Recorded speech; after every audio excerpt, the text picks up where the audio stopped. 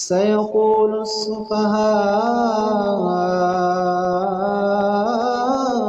من الناس ما ولاهم عن قبلتهم التي كانوا عليها قل لله المشرق والمغرب يهدي من يشاء إلى صراط مستقيم وكذلك جعلناكم أمة وسطا لتكونوا شهداء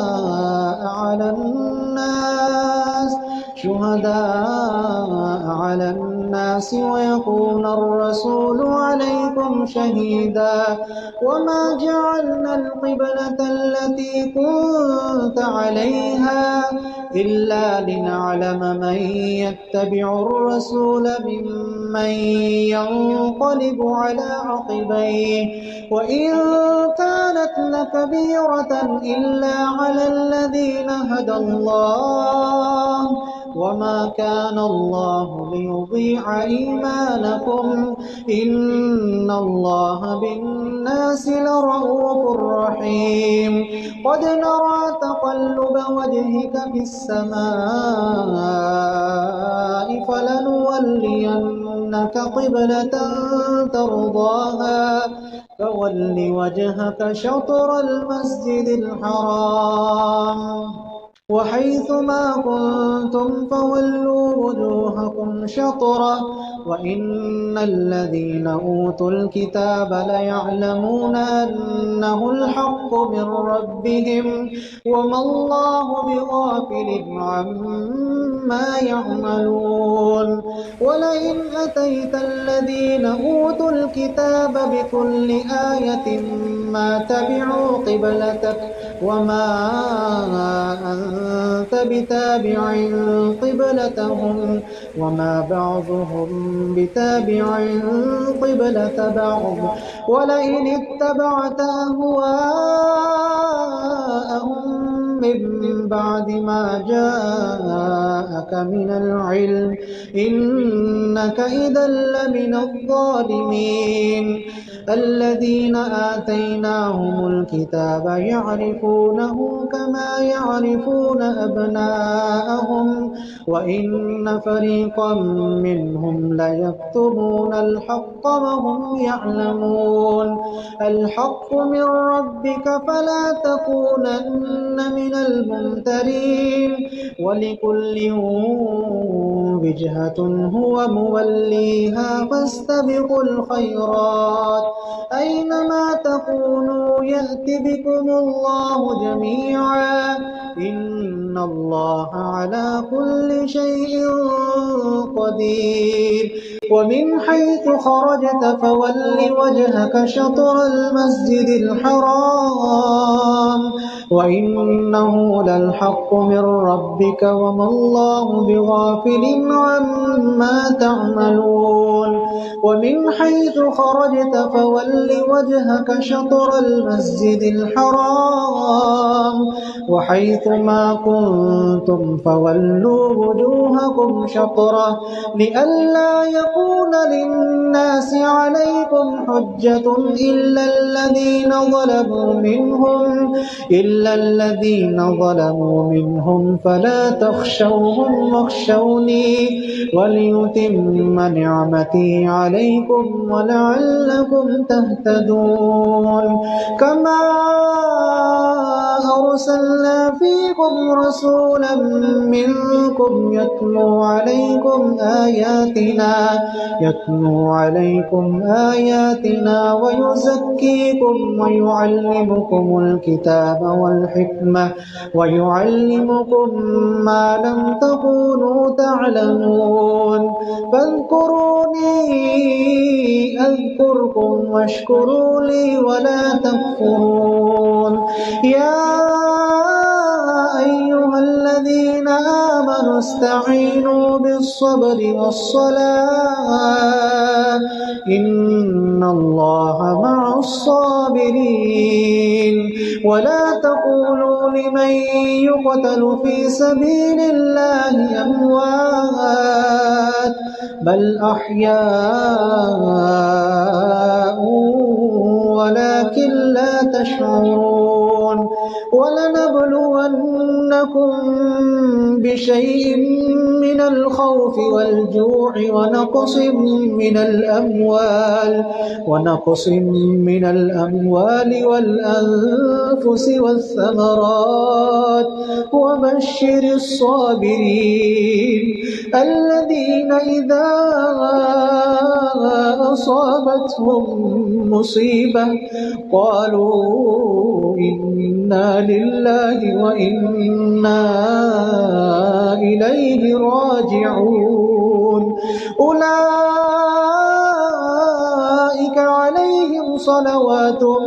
من ربهم ورحمة وأولئك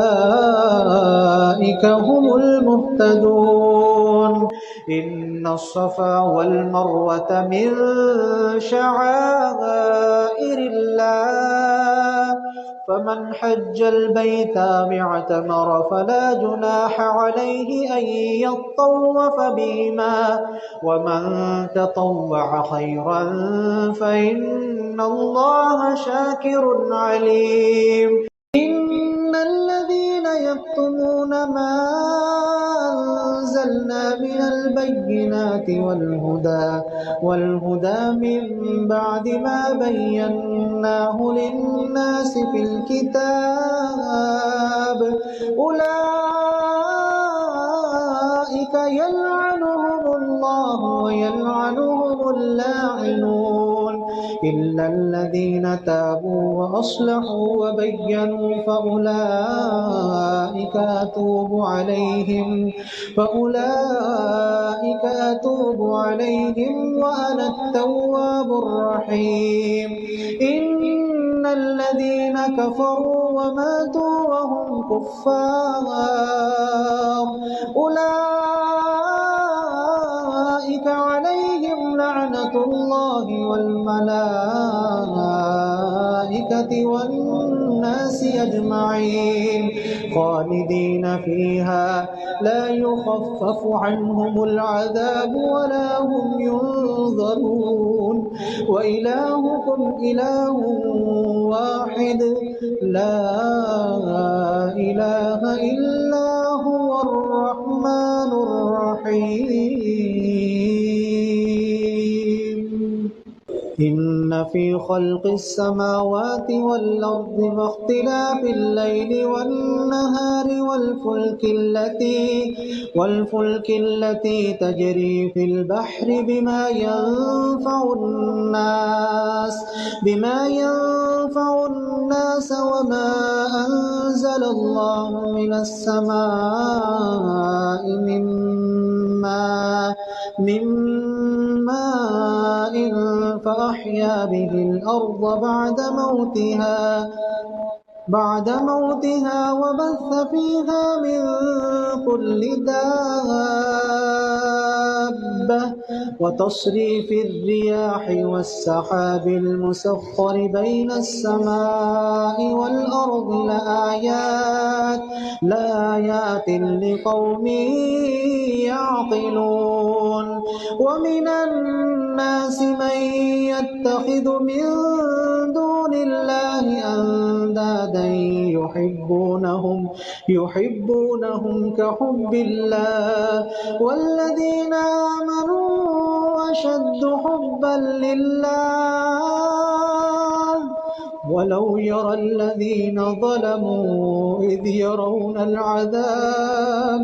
ولو يرى الذين ظلموا إذ يرون العذاب أن القوة لله جميعا وأن الله شديد العذاب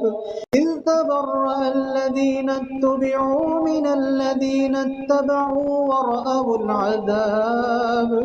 ورأوا العذاب وتقطعت بهم الأسباب. وقال الذين اتبعوا لو أن لنا كرة فنتبرأ منهم كما تبرأوا منا كذلك يريهم الله أعمالهم حسرات عليهم وما هم بخارجين من النار. يا أيها الناس كلوا مما في الأرض حلالا طيبا ولا تتبعوا خطوات الشيطان إنه لكم عدو مبين. إنما يأمركم بالسوء والفحشاء وأن تقولوا على الله ما لا تعلمون. وإذا قيل لهم اتبعوا ما أنزل الله قالوا بل نتبع ما ألفينا عليه آباءنا أولو كان آباؤهم لا يعقلون شيئا ولا يهتدون. ومثل الذين كفروا كمثل الذي ينعق بما لا يسمع إلا دعاء ونداء صم بكم عمي فهم لا يعقلون. يا أيها الذين آمنوا كلوا من طيبات ما رزقناكم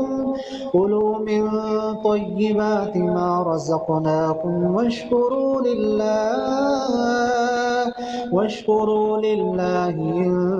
كنتم إياه تعبدون. إنما حرم عليكم الميتة والدم ولحم الخنزير وما أهل به لغير الله فمن اضطر غير باغ ولا عاد فلا إثم عليه إن الله غفور رحيم. إن الذين يكتمون ما أنزل الله من الكتاب ويشترون به ثمنا قليلا أولئك ما يأكلون في بطونهم إلا النار ولا يكلمهم الله يوم القيامة ولا يزكيهم ولهم عذاب أليم. أولئك الذين اشتروا الضلالة بالهدى والعذاب بالمغفرة فما أصبرهم على النار ذلك بأن الله نزل الكتاب بالحق وإن الذين اختلفوا في الكتاب لفي شقاق بعيد. ليس البر أن تولوا وجوهكم قبل المشرق والمغرب ولكن البر من آمن بالله واليوم الآخر والملائكة والكتاب والنبيين وآتى المال على حبه ذوي القربى واليتامى والمساكين وابن السبيل والسائلين وفي الرقاب وأقام الصلاة وآتى الزكاة والموفون بعهدهم إذا عاهدوا والصابرين في البأساء والضراء وحين البأس أولئك الذين صدقوا وأولئك هم المتقون. يا الذين آمنوا كتب عليكم القصاص في القتلى الحر بالحر والعبد بالعبد والأنثى بالأنثى فمن عفي له من أخيه شيء فاتباع بالمعروف وأداء إليه بإحسان ذلك تخفيف من ربكم ورحمة فمن اعتدى بعد ذلك فله عذاب أليم ولكم في القصاص حياة يا أولي الألباب لعلكم تتقون كتب عليكم إذا حضر أحدكم الموت إن ترك خيرا الوصية للوالدين والأقربين بالمعروف حقا على المتقين فمن بدله بعدما سمعه فإنما إثمه على الذين يبدلونه إن الله سميع عليم فمن خاف من موص جنفا أو إثما فأصلح بينهم فلا إثم عليه إن الله غفور رحيم يا أيها الذين آمنوا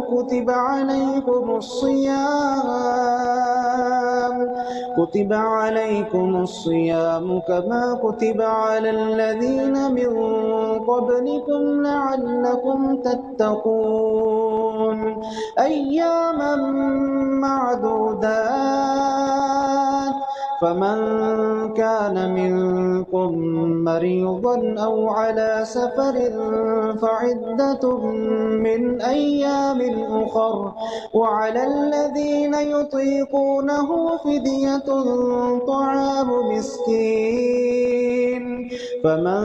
تطوع خيرا فهو خير له وأن تصوموا خير لكم إن كنتم تعلمون شهر رمضان الذي أنزل فيه القرآن هدى للناس وبينات من الهدى والفرقان فمن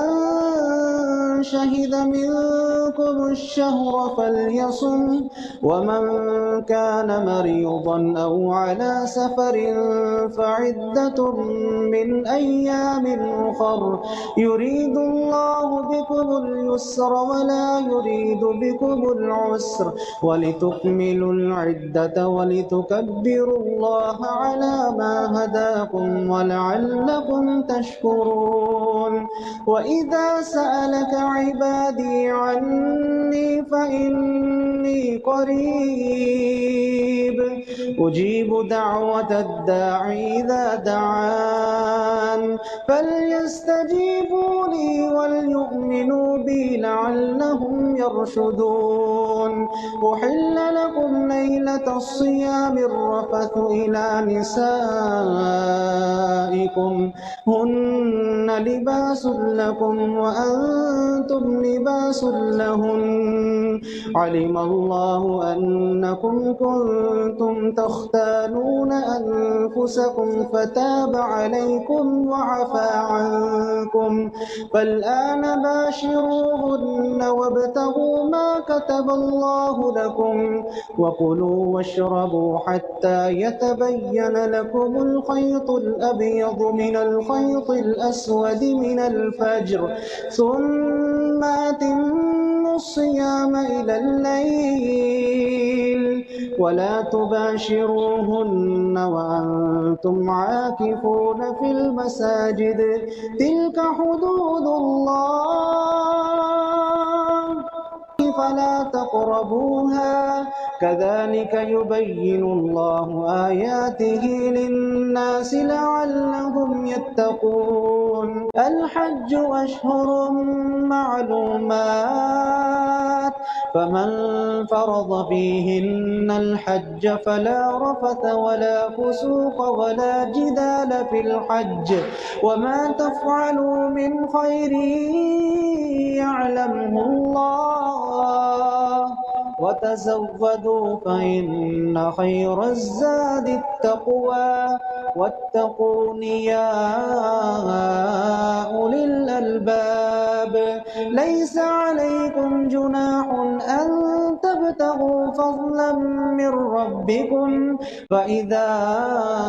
أفضتم من عرفات فاذكروا الله عند المشعر الحرام واذكروه كما هداكم وإن كنتم من قبله لمن الضالين ثم أفيضوا من حيث أفاض الناس واستغفروا الله إن الله غفور رحيم فإذا قضيتم مناسككم فاذكروا الله كذكركم آباءكم أو أشد ذكرا فمن الناس من يقول ربنا آتنا في الدنيا وما له في الآخرة من خلاق ومنهم من يقول ربنا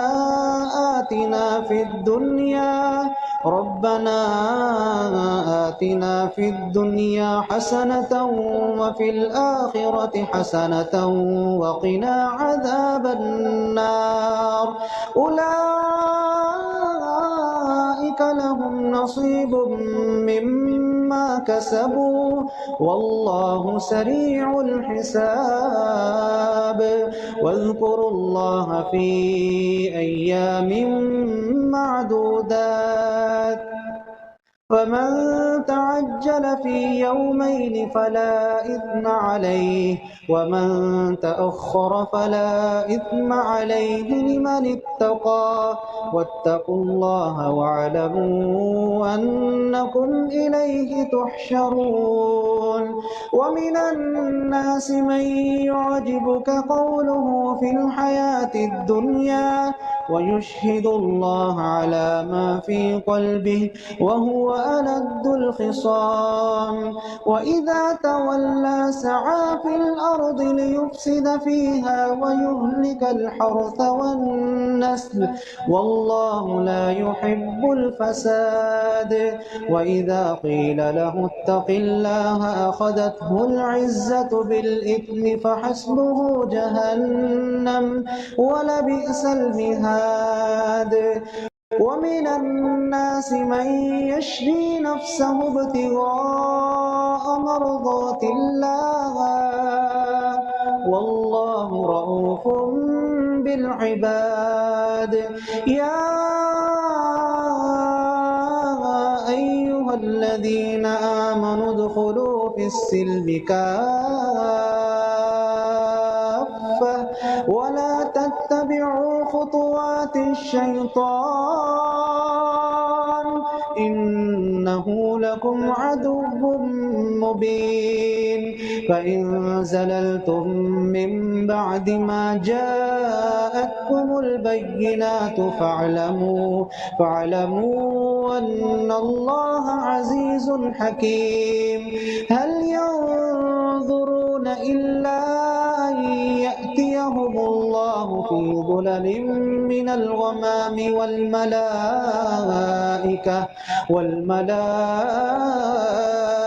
وقضي الأمر وإلى الله ترجع الأمور سل بني إسرائيل كم آتيناهم من آية بينة ومن يبدل نعمة الله من بعد ما جاءته فإن الله شديد العقاب زين للذين كفروا الحياة الدنيا ويسخرون من الذين آمنوا والذين اتقوا فوقهم يوم القيامة والله يرزق من يشاء بغير حساب. كان الناس أمة واحدة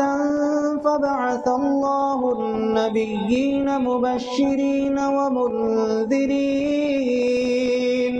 وأنزل معهم الكتاب بالحق ليحكم بين الناس فيما اختلفوا فيه وما اختلف فيه إلا الذين أوتوه من بعد ما جاءتهم البينات بغيا بينهم فهدى الله الذين آمنوا لما اختلفوا فيه من الحق بإذنه والله يهدي من يشاء إلى صراط مستقيم. أم حسبتم أن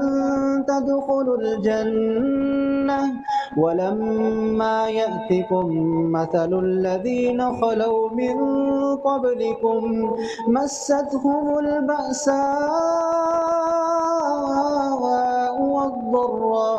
والضراء وزلزلوا حتى يقول الرسول والذين آمنوا معه متى نصر الله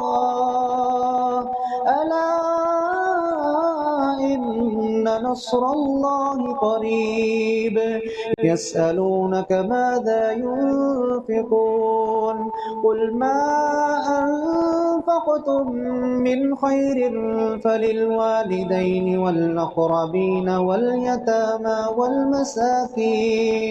والمساكين وابن السبيل وما تفعلوا من خير فإن الله به عليم. كتب عليكم القتال وهو كره لكم وعسى أن تكرهوا شيئا وهو خير لكم وعسى أن تحبوا شيئا وهو شر لكم والله يعلم وأنتم لا تعلمون. يسألونك عن الشهر الحرام قتال فيه قل قتال فيه كبير وصد عن سبيل الله وكفر به والمسجد الحرام وإخراج أهله منه أكبر عند الله والفتنة أكبر من القتل ولا يزالون يقاتلونكم حتى يردوكم عن دينكم إن استطاعوا ومن يرتد منكم عن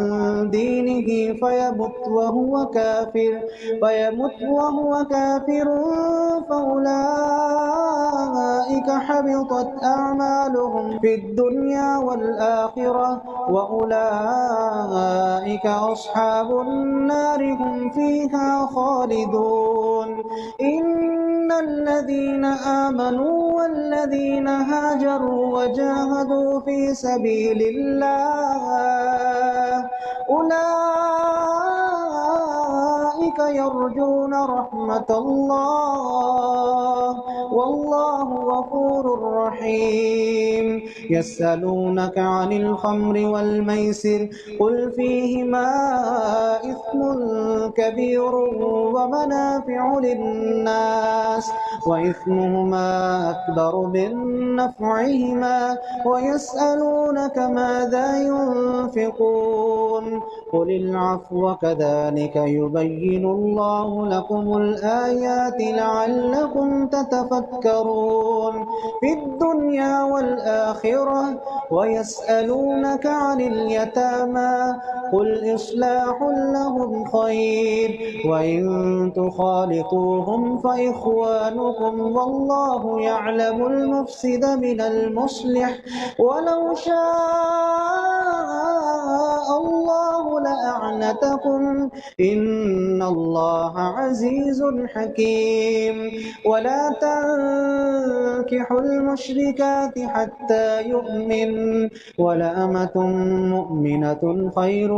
من مشركة ولو أعجبتكم ولا تنكحوا المشركين حتى يؤمنوا ولعبد مؤمن خير من مشرك ولو أعجبكم أولئك يدعون إلى النار والله يدعو إلى الجنة والمغفرة بإذنه ويبين آياته للناس لعلهم يتذكرون ويسألونك عن المحيض قل هو أذى فاعتزلوا النساء في المحيض ولا تقربوهن حتى يطهرن فإذا تطهرن فأتوهن من حيث أمركم الله إن الله يحب التوابين ويحب المتطهرين نساؤكم حرث لكم فأتوا حرثكم أنا شئتم وقدموا لأنفسكم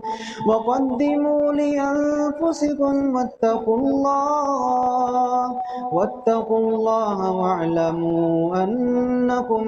ملاقوه وبشر المؤمنين ولا تجعلوا الله عرضة لأيمانكم أن تبروا وتتقوا وتصلحوا بين الناس والله سميع عليم لا يؤاخذكم الله باللغو في أيمانكم ولكن يؤاخذكم بما كسبت قلوبكم والله غفور حليم للذين يؤلون من نسائهم تربص 4 أشهر فإن فاءوا فإن الله غفور رحيم وإن عزموا الطلاق فإن الله سميع عليم والمطلقات يتربصن بأنفسهن 3 قروء ولا يحل لهن أن يكتمن ما خلق الله في أرحامهن إن كن يؤمن بالله واليوم الآخر وبعولتهن أحق بردهن في ذلك إن أرادوا إصلاحا ولهن مثل الذي عليهن بالمعروف وللرجال عليهن درجة والله عزيز حكيم الطلاق 2 فإمساك بمعروف أو تسريح بإحسان ولا يحل لكم أن تأخذوا مما آتيتموهن شيئا إلا أن يخافا ألا يقيما حدود الله فإن خفتم ألا يقيما حدود الله فلا جناح عليهما فيما افتدت به تلك حدود الله فلا تعتدوها ومن يتعد حدود الله فأولئك هم الظالمون فإن طلقها فلا تحل له من بعد حتى تنكح زوجا غيره فإن طلقها فلا جناح عليهما أن يتراجعا إن ظنا أن يقيما حدود الله وتلك حدود الله يبينها لقوم يعلمون وإذا طلقتم النساء فبلغن أجلهن فأمسكوهن بمعروف أو سرهوهن بمعروف ولا تمسكوهن ضرارا لتعتدوا ومن يفعل ذلك فقد ظلم نفسه ولا تتخذوا آيات الله هزوا واذكروا نعمة الله عليكم وما أنزل عليكم من الكتاب والحكمة يعظكم به واتقوا الله واعلموا أن الله بكل شيء عليم. وإذا طلقتم النساء فبلغن أجلهن فلا تعضلوهن أن ينكحن أزواجهن إذا تراضوا بينهم بالمعروف ذلك يوعظ به من كان منكم يؤمن بالله واليوم الآخر ذلكم أزكى لكم وأطهر والله يعلم وأنتم لا تعلمون. والوالدات يرضعن أولادهن حولين كاملين لمن أراد أن يتم الرضاعة وعلى المولود له رزقهن وكسوتهن بالمعروف لا تكلف نفس إلا وسعها لا تضار والدة بولدها ولا مولود له بولده وعلى الوارث مثل ذلك فإن أرادا فصالا عن تراض منهما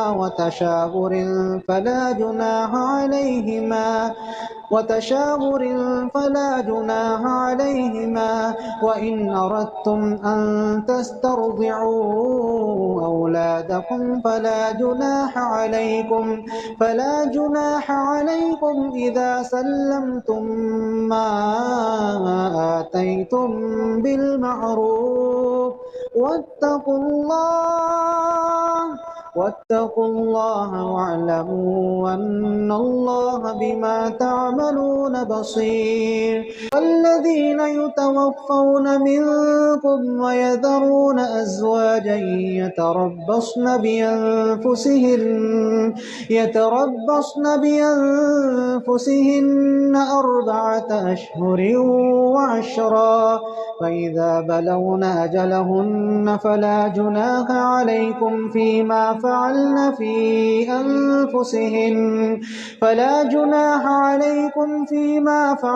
في أنفسهن بالمعروف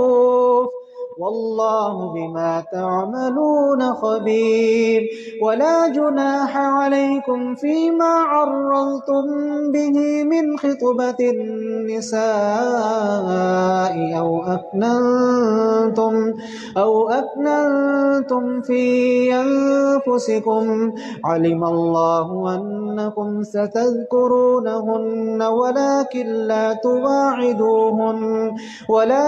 لا تواعدوهن سرا إلا أن تقولوا قولا معروفا ولا تعزموا عقدة النكاح حتى يبلغ الكتاب أجله واعلموا أن الله يعلم ما في أنفسكم فاحذروا واعلموا أن الله غفور حليم. لا جناح عليكم إن طلقتم النساء ما لم تمسوهن أو تفرضوا لهن فريضة ومتعوهن على الموسع قدره وعلى المقتر قدره متاعا بالمعروف حقا على المحسنين. وإن طلقتموهن من قبل أن تمسوهن وقد فرضتم لهن فريضة فنصف ما فرضتم إلا أن يعفون أو يعفو الذي بيده عقدة النكاح وأن تعفوا أقرب للتقوى ولا تنسوا الفضل بينكم إن الله بما تعملون بصير. حافظوا على الصلوات والصلاة الوسطى وقوموا لله قانتين. فإن خفتم فرجالا أو ركبانا فإذا أمنتم فاذكروا الله كما علمكم ما لم تكونوا تعلمون. والذين يتوفون منكم ويذرون أزواجا وصية لأزواجهم متاعا إلى الحول غير إخراج فإن خرجن فلا جناح عليكم فيما فعلن في أنفسهن من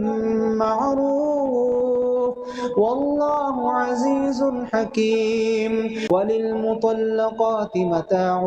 بالمعروف حقا على المتقين. كذلك يبين الله لكم آياته لعلكم تعقلون. لم تر إلى الذين خرجوا من ديارهم وهم ألوف حذر الموت فقال لهم الله موتوا ثم أحياهم إن الله لذو فضل على الناس ولكن أكثر الناس لا يشكرون. وقاتلوا في سبيل الله واعلموا أن الله سميع عليم. من ذا الذي يقرض الله قرضا حسنا فيضاعفه له أضعافا كثيرة والله يقبض ويبسط وإليه ترجعون. ألم تر إلى الملأ من بني إسرائيل من بعد موسى إذ قالوا لنبي له ابعث لنا ملكا نقاتل في سبيل الله قال هل عسيتم إن كتب عليكم القتال ألا تقاتلوا قالوا وما لنا ألا نقاتل في سبيل الله وقد أخرجنا من ديارنا وأبنائنا فلما كتب عليهم القتال تولوا إلا قليلا منهم والله عليم بالظالمين. وقال لهم نبيهم إن الله قد بعث لكم طالوت ملكا قالوا أنى يكون له الملك علينا ونحن أحق بالملك منه ولم يؤت سعة من المال قال إن الله اصطفاه عليكم وزاده بسطة في العلم والجسم والله يؤتي ملكه من يشاء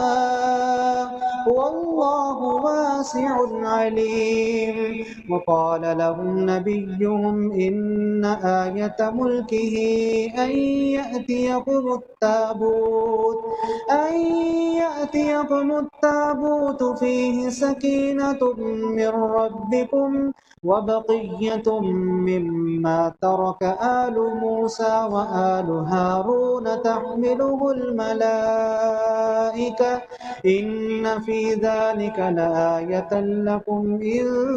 كنتم مؤمنين. فلما فصل طالوت بالجنود وجنود قال إن الله مبتليكم بنهر فمن شرب منه فليس مني ومن لم يطعمه فإنه مني إلا من اغترف غرفة بيده فشربوا منه إلا قليلا منهم فلما جاوزه هو والذين آمنوا معه قالوا لا طاقة لنا اليوم بجالوت وجنوده قال الذين يظنون أنهم ملاقو الله كم من فئة قليلة غلبت فئة كم من فئة قليلة غلبت فئة كثيرة بإذن الله والله مع الصابرين ولما برزوا لجالوت وجنوده قالوا ربنا أفرغ علينا صبرا وثبت أقدامنا وانصرنا على القوم الكافرين فهزموهم بإذن الله وقتل داود جالوت وآتاه الله الملك والحكمة وعلمه مما يشاء ولولا دفع الله الناس بعضهم ببعض لفسدت الأرض ولكن الله ذو فضل على العالمين تلك آيات الله نتلوها عليك بالحق وإنك لمن المرسلين